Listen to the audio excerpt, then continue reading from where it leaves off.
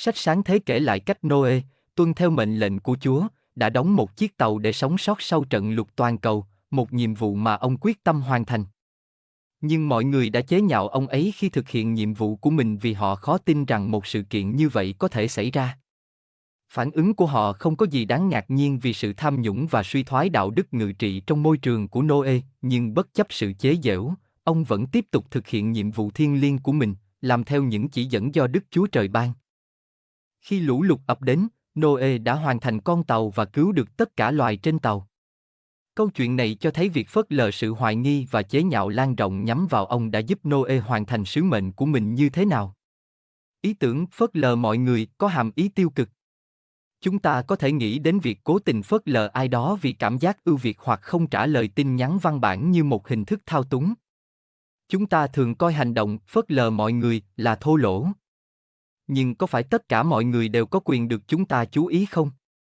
Điều đó có nghĩa là chúng ta có nghĩa vụ phải phản hồi chỉ vì ai đó muốn liên lạc với chúng ta phải không? Đôi khi, bằng cách phớt lờ mọi người, chúng ta đã mang lại lợi ích lớn cho chính mình.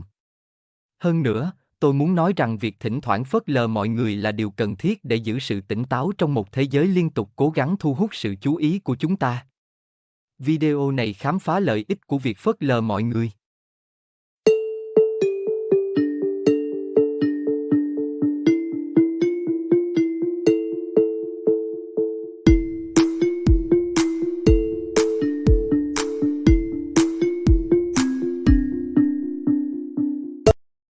Không ít ý kiến của người khác. Chủ yếu trực tuyến, chúng ta gặp nhiều người giấu kín những gì họ nghĩ, thường là ẩn danh. Chúng ta có thể dễ dàng để những ý kiến này ảnh hưởng đến suy nghĩ và việc ra quyết định của chính mình, điều này không phải lúc nào cũng xấu. Tuy nhiên, chúng ta càng tiếp thu ý kiến của người khác thì chúng ta càng trở nên kém tự chủ trong suy nghĩ của mình. Triết gia người Mỹ Ralph Waldo Emerson chỉ trích xu hướng của mọi người là dựa vào những ảnh hưởng bên ngoài trong lựa chọn của họ. Ông ấy đã viết một bài luận có tựa đề Tự lực. Nhấn mạnh đến ánh sáng hướng dẫn bên trong của mọi người là chiếc la bàn tốt nhất để đưa ra quyết định. Ông ấy tin tưởng vào việc tin tưởng vào suy nghĩ và niềm tin của chính mình trước những kỳ vọng của xã hội hoặc lời khuyên bên ngoài.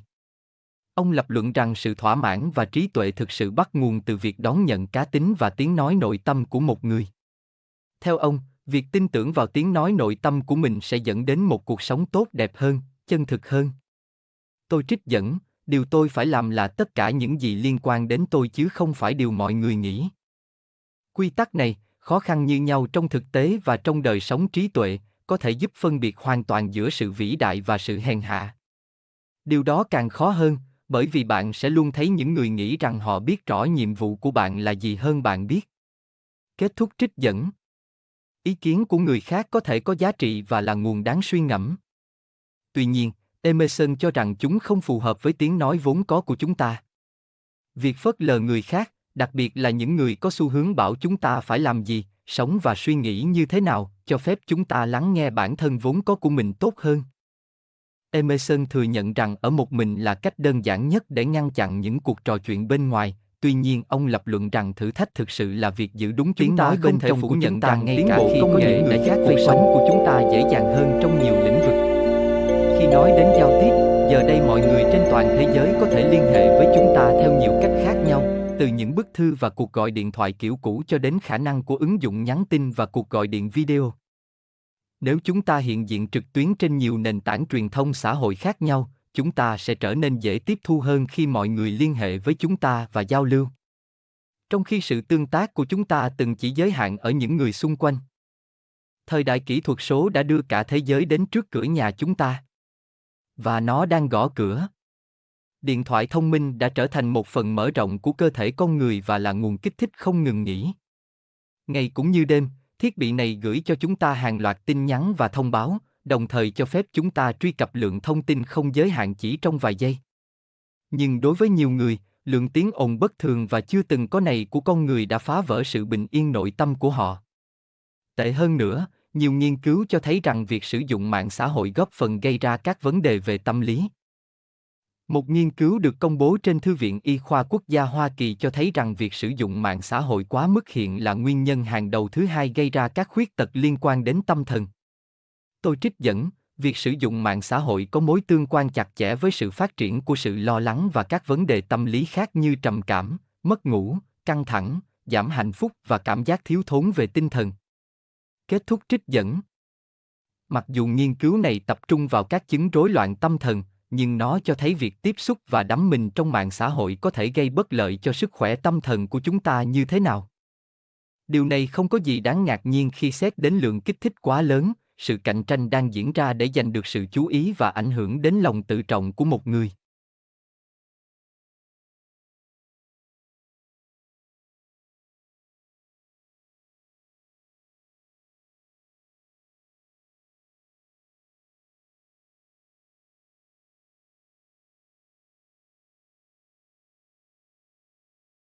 Mặc dù nó có thể hữu ích và thú vị, nhưng mạng xã hội là thứ khuếch đại tiếng ồn của con người, một cách liên hệ hời hợt được sản xuất hàng loạt với nhau. Đây là một sự bổ sung khác cho bối cảnh truyền thông vốn đã ồn ào, được thiết kế để thu hút sự chú ý của chúng ta. Bỏ qua tất cả những cuộc trò chuyện này bằng cách tắt điện thoại thông minh và TV có thể giúp chúng ta lấy lại sự bình yên nội tâm.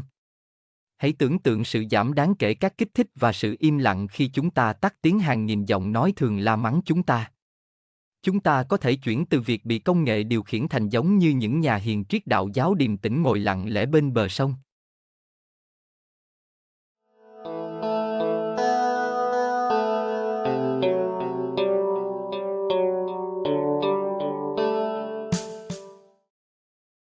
Với tư cách là người sáng tạo nội dung, tôi đã gặp vô số người xúc phạm tôi và đưa ra những lời chỉ trích không mang tính xây dựng, chủ yếu nhằm mục đích làm tôi nản lòng.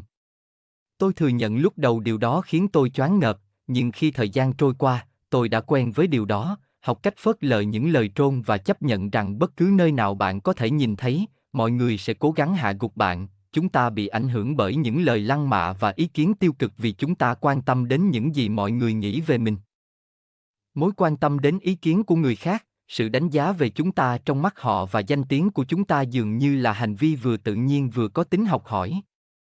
Trường hợp thật khó khăn của việc mong muốn được mọi người yêu thích là bất chấp mong muốn này, chúng ta không thể kiểm soát được ai sẽ không thích chúng ta.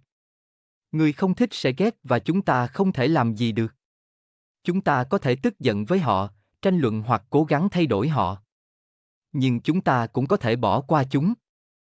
Phớt lờ mọi người thường là hành động khôn ngoan nhất vì nó tốn ít năng lượng nhất, tốn ít sự chú ý nhất và chúng ta không có nguy cơ bị kéo vào một cuộc tranh cãi mệt mỏi dẫn đến chẳng đi đến đâu. Suy cho cùng, hầu hết những kẻ trôn và những kẻ thù ghét đều không có ý định thay đổi, họ chỉ muốn khuấy nồi. Nhà triết học khắc kỷ Epictet sử dụng một phép ẩn dụ thú vị có thể giúp chúng ta trở nên kiên cường hơn trước sự độc hại của con người. Hãy tưởng tượng bạn đang đi đến một nhà tắm La Mã cổ đại. Ở những nơi như vậy, một số người có xu hướng té nước, hành động thô lỗ và sử dụng ngôn từ lăng mạ. Nếu chúng ta đến đó với suy nghĩ rằng đó là bản chất của nơi này khi gặp những người như vậy và mục tiêu của chúng ta là giữ bình tĩnh khi đến thăm địa điểm đó, chúng ta sẽ kết luận rằng chúng ta sẽ không đạt được mục tiêu này nếu chúng ta bị làm phiền bởi chúng.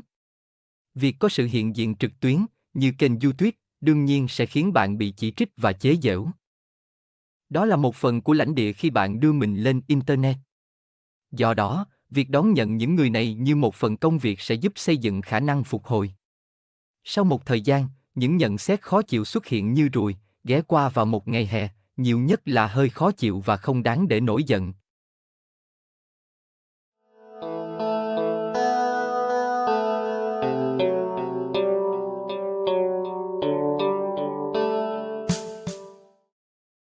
Ngày nay, sự chú ý là một mặt hàng có giá trị. Các công ty muốn chúng ta chú ý đến việc quảng cáo sản phẩm của họ, mọi người trên mạng xã hội muốn sự chú ý của chúng ta để tăng mức độ phổ biến của họ và các kênh truyền hình muốn điều đó vì doanh thu quảng cáo.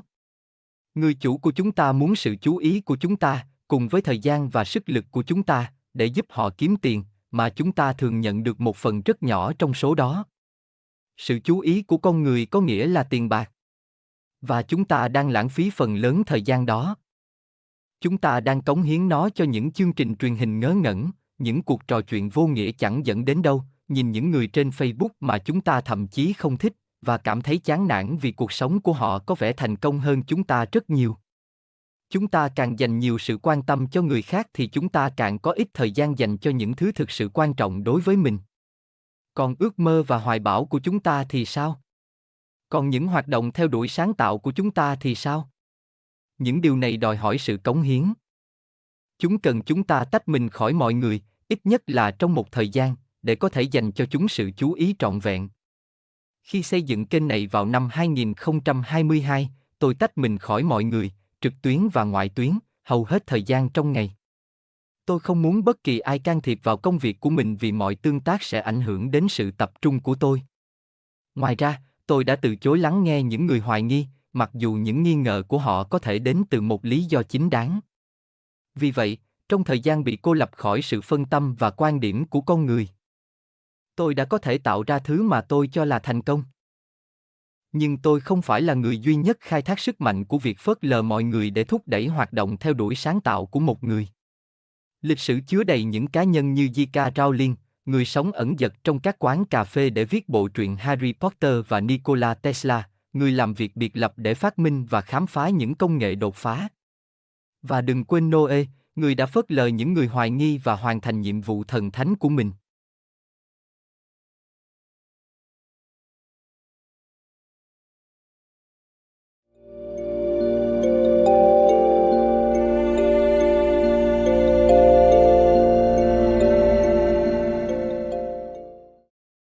Như tôi đã đề cập, mạng xã hội nói chung là một cách hời hợt để liên hệ với người khác. Một người có thể có hàng nghìn người theo dõi và kết nối nhưng thậm chí không có một tình bạn có ý nghĩa. Chúng ta cũng nhận thấy rằng mọi người có nhiều mối quan hệ ngoại tuyến hời hợt nhưng không có mối quan hệ nào sâu sắc và có ý nghĩa. Họ đã phân tán sự chú ý của mình đến nhiều người thay vì tập trung vào một số ít được chọn. Sự đa dạng hóa như vậy có tác dụng tốt với những hoạt động như đầu tư, nhưng liệu nó có thực sự có lợi khi giao tiếp xã hội không? Tất nhiên. Điều đó phụ thuộc vào điều chúng ta tìm kiếm. Sẽ không sao nếu chúng ta hài lòng với nhiều tình bạn và người quen nông cạn, những người có lẽ chỉ đóng vai trò là phương tiện để nói chuyện nhỏ hoặc mang lại lợi ích cho danh tiếng của chúng ta trên mạng xã hội. Có lẽ mục đích duy nhất của việc có vợ, chồng là để khoe khoang hoặc lợi dụng anh ta, cô ta để kiếm tiền, điều này, tôi đoán, cũng ổn nếu có sự đồng ý của cả hai. Hãy tưởng tượng sự cô đơn khi biết rất nhiều người, gọi nhiều người trong số họ là bạn bè, kết hôn với người vợ hoặc người chồng danh giá, nhưng lại thấy mình không có một người bạn tâm giao thực sự trong những thời khắc khó khăn. Tuy nhiên, triết gia Arthur Schopenhauer thực sự đã khuyến khích mọi người giữ khoảng cách an toàn. Ông ấy là một người bi quan, người đã so sánh mối quan hệ của con người với những con nhím, nếu chúng ta ở quá gần, chúng ta có thể tận hưởng hơi ấm của nhau, nhưng chúng ta cũng đâm vào nhau bằng những chiếc gai nhọn của mình. Mặc dù sự so sánh của ông ấy là đúng, nhưng những mối quan hệ thân thiết có thể rất bổ ích. Nếu chúng ta có ý định tạo mối liên kết sâu sắc hơn với mọi người, các mối quan hệ liên quan đến sự tin cậy, tình bạn, lòng khoan dung, sự chấp nhận lẫn nhau và sự cùng tiến, chúng ta phải có chọn lọc. Gần như không thể xây dựng được những mối quan hệ có ý nghĩa nếu chúng ta muốn kết bạn với mọi người. Chúng ta sẽ không có đủ thời gian và sự quan tâm để dành cho những mối quan hệ thân thiết này. Vậy, giải pháp là gì? Phớt lờ mọi người. Bỏ qua cái nhiều cho phép chúng ta tiến gần đến cái ít. Vì vậy, để kết luận, phớt lờ mọi người có thể không phải lúc nào cũng là cách tiếp cận thân thiện nhất, nhưng cuối cùng, chúng ta có quyền chọn lọc người mà chúng ta giao tiếp và dành sự chú ý của chúng ta là quý giá. Cách chúng ta sử dụng nó quyết định đáng kể đến chất lượng cuộc sống và cảm xúc của chúng ta. Do đó, đừng ngần ngại tắt điện thoại, không trả lời email và tin nhắn trong một thời gian, bỏ qua sự lôi kéo của những người có ảnh hưởng trên mạng xã hội, và về bản chất, hãy chọn không chú ý đến những người yêu cầu điều đó. Suy cho cùng, bạn biết người ta nói gì chứ, sự phớt lờ là hạnh phúc. Cảm ơn các bạn vì đã xem.